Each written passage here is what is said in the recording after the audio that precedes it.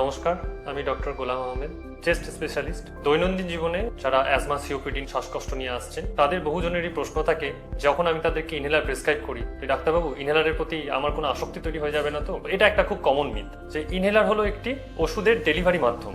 খুব সামান্য পরিমাণ ওষুধ ডাইরেক্ট আপনার ফুসফুসে পৌঁছে দিচ্ছি। আর 5টা ওষুধের মতো এটাও একটি ওষুধ, এবং এই ওষুধ নেওয়াতে কোনো রকম কোনো আসক্তি তৈরি হয় না। অনেকেই বলেন যে ডাক্তারবাবু আমি একবার ইনহেলার নিতে শুরু করলাম, প্রথমে একবার নিতাম, তারপরে বারে বারে নিতে হচ্ছে। তো এটা কিন্তু কোনো আসক্তির জন্য হচ্ছে না। এটা দিয়ে আপনাকে বুঝতে হবে যে আপনি যে ইনহেলার আগে একবার নিলে ভালো থাকছেন, আজকে বারবার নিতে হচ্ছে, তার মানে আপনার রোগটি কন্ট্রোলে নেই। আপনাকে খুব তাড়াতাড়ি ডাক্তারবাবুর সাথে পরামর্শ করা উচিত, এবং প্রয়োজনে ডাক্তারবাবু আপনার হয় ইনহেলারের ডোজ বাড়াবেন বা ইনহেলার চেঞ্জ করবেন। কিন্তু এটা কখনোই ইন্ডিকেট করে না ইনহেলারের প্রতি আপনার আসক্তি তৈরি হয়েছে। এই কমন মিথটা আমাদের মধ্যে থেকে যাওয়া দরকার, এবং ডাক্তারবাবু যদি আপনাকে ইনহেলার প্রেসক্রাইব করেন তাহলে অবশ্যই যেভাবে আপনাকে বলা হয়েছে সেইভাবে আপনি ইনহেলার নেবেন এবং নিয়মিত ডাক্তারবাবুর কাছে ফলো আপ করবেন। সিওপিডি, অ্যাজমা, এই ধরনের যে রোগগুলো আছে, প্রেশার, সুগারের মতোই এগুলো লং টার্মে একটা ক্রনিক রোগ, এবং এগুলো নিয়মিত চিকিৎসা দরকার।